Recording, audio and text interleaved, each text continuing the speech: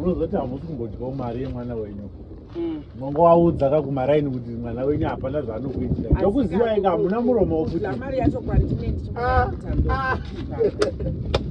Aleki sekuru. Lamcheni mjana. Nditi. Iwe. Nditi zani? Iwe chako. Uchaniziye. Ziniziye. Unezinga ubleach uchukonezo chako. Iwe.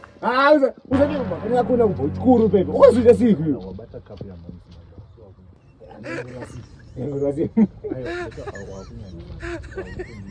Iwe.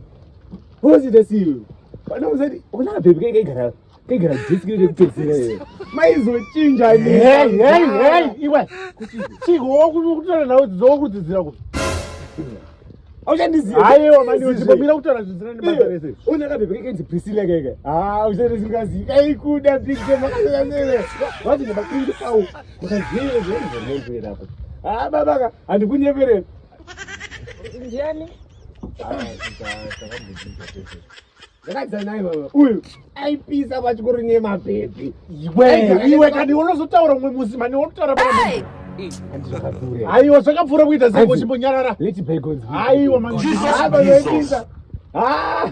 Iwe wakaradzwa kumoto iwe. Wakaradzwa kumoto wangati uyakuona kuti juta madhiri langu pa wakaradzwa kumoto chifamba. Baba.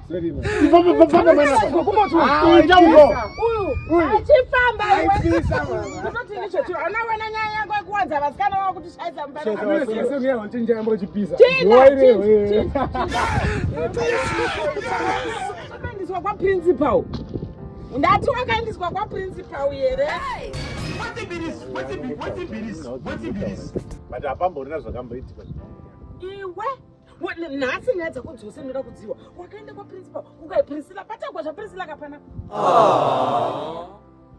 kana madhiringa chau chamuchiro ukabhiwa matenga handi mamwe asi achivhiwa here nechikomana chaii hauna infact chisumuka ngosumuka sumuka refresh yakutoita kunga mhosva kuudza kukunze kubhichi kwacho takutotatisita kutopinda bhizi nekukunze kubhichi kwacho.